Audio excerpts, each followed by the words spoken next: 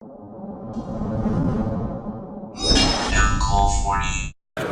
what is up YouTube? Uncle 40 here. We're with Cimo! How do you have this much enthusiasm every time we're together? Because, you know, I gotta keep it going. That's how I live. Understandable. Was there ever a time you just weren't enthusiastic? Yeah, I had a dark period in my childhood, actually. I was like the complete opposite. Wow. Cimo after dark.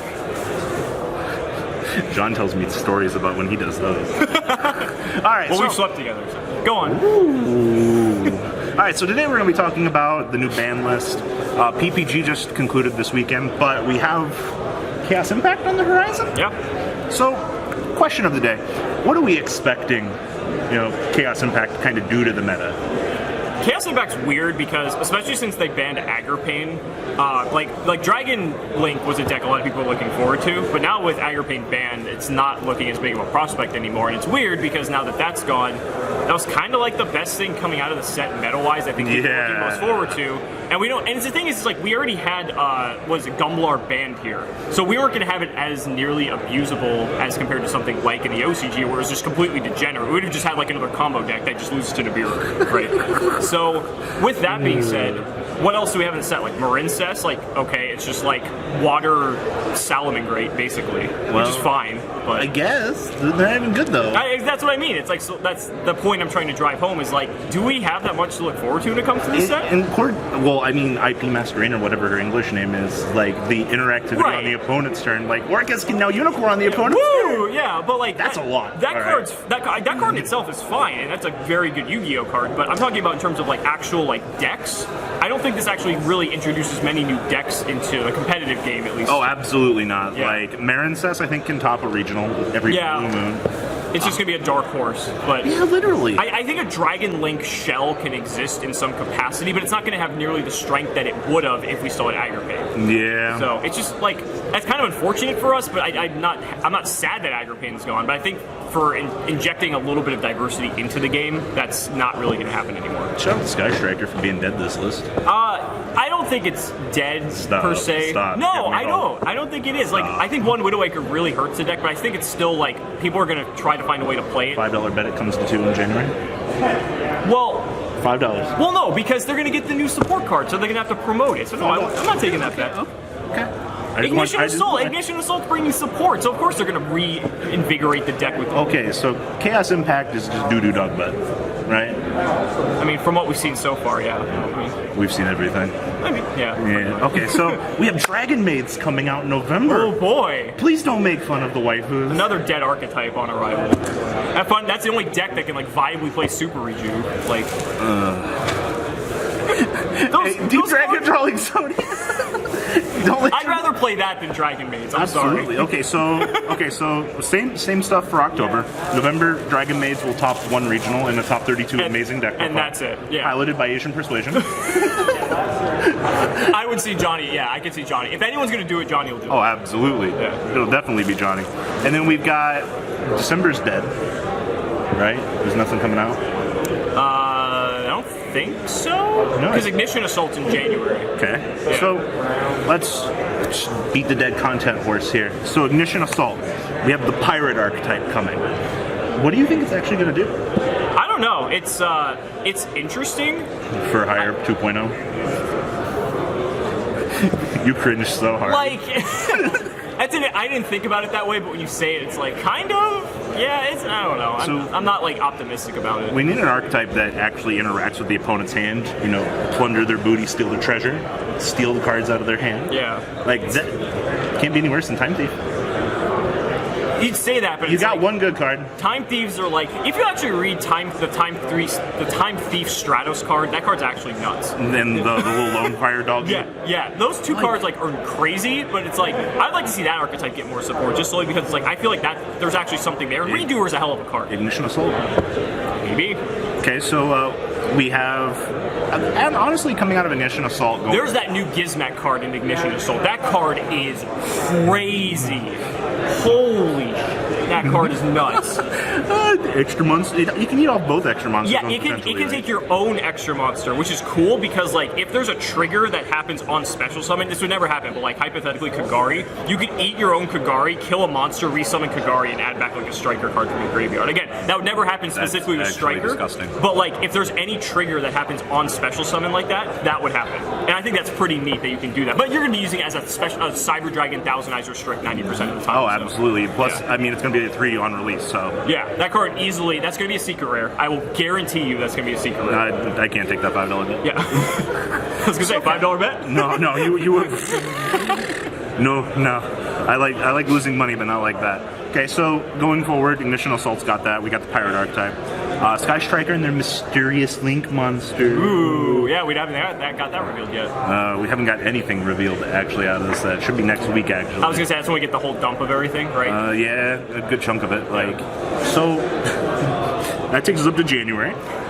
Man, this game is looking really boring right now. I mean, yeah, I kind of wish the list did a little bit more. I feel like it did check and balance a couple things, but I mean, in terms of like see, it's weird because we had a diverse format, but then like every deck was playing an Orcus Mermaid combo. Yep. But now that you don't have that, it's like you saw with our event specifically for Pro Play Tour that there was how many decks in Top Cut? Like 10 or 12. And then you saw these matches, like they were wild. You're when you have a generic engine as good as that, though. Like, yeah. Remember Reborn Tengu? Yep. Like, and now Tengu. Zodiac. So different. Basically, if your deck's already good, and if the archetype doesn't like preclude you from playing, like yeah, you get locked into darks with Orcus, but that's the last thing you do. So it really doesn't restrict you, like a lot of people might have thought. So it doesn't matter. So we're up to Shaddoll Structure deck. Don't know when we're getting that. That's true. When's that? Is that supposed to be February? Or do we not like December for? Okay, so it should be like December for the OCG. It should be like January, February for us. That's exciting. I mean, I love Shaddoll. I hope that it's like good. What do you give them? You need to give them like construct. We could be making this video in an alternate universe talking about Raphael, Haman, and Rias. I can't believe that almost won. Thank you, whoever voted Shaddoll.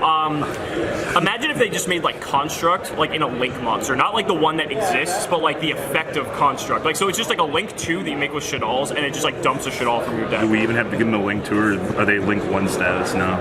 I mean, if we're gonna make it like actually viable, yeah, maybe link 1.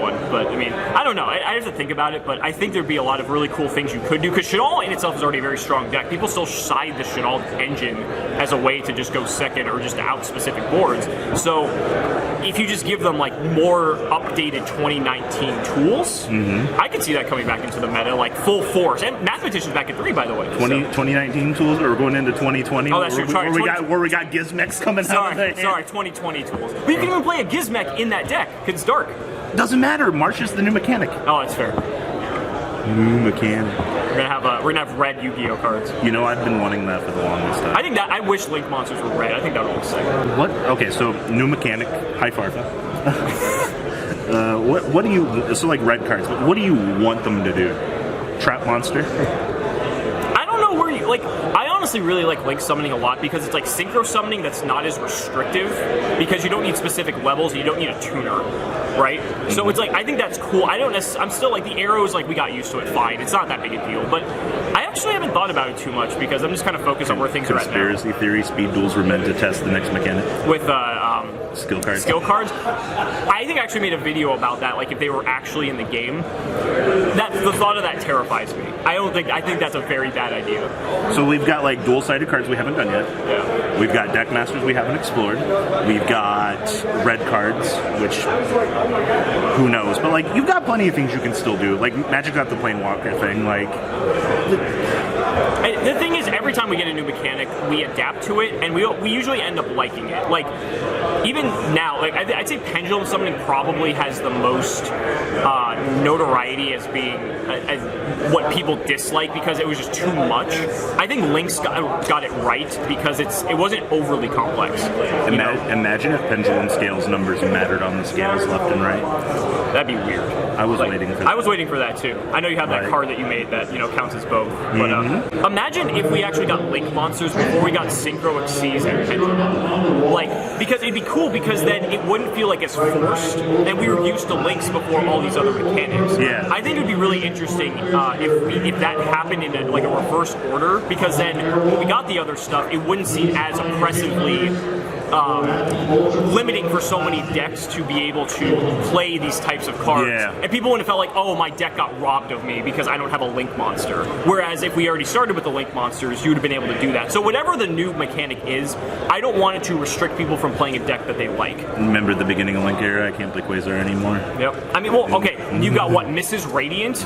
And that was like the best Link 2 for the best deck at the time. That was disturbing. Like, coincidence? Absolutely. Don't talk to me about conspiracy theories right now. All right, any final thoughts? Like, the next couple of months doesn't seem that exciting. I'll still talk about Yu-Gi-Oh! I love this game. Yeah, I still think it's going to be exciting due to the fact that now that we've taken some of the more oppressive cards out of the game, I think it's going to be exciting from the fact that people aren't going to have as much to complain about, except the fact that Dinkirsu is probably an unfair Yu-Gi-Oh! card. But besides that, though, you're only going to see Orcus in its pure form for the most part. Yeah, I'm glad they checked that. Yeah. I mean, the format's looking good. Like, yeah, it's just we're not getting anything like new to really like. We don't have like a. That's why it was so exciting at our event, because we had Infernoid versus Mech Knight in the top cut. Like, who would have thought that's the thing? So rather than getting like new archetypes introduced to the game, it's cool to see older archetypes actually being viable again. Absolutely. Yeah. Like, that's the best part. So we'll leave this on the final thought of, I hope the next couple of months is great, and I expect to see a video that says Subterrors ruin Yu-Gi-Oh! Not from us, but from somebody else. I wonder who that could be. No, I don't know. Thank you. For sure. All right. My friend. All right, peace out, guys. The ride never, well, truly ends. Thank you, patrons. Without you guys, I don't know what I'd be wearing in these videos. I might be a Truffle Shuffle incident all over again. Guys, please also check out Vanquil40 for some awesome Vanguard content. Some other interesting stuff you might find up here on the left or in the description as well. Thanks for watching.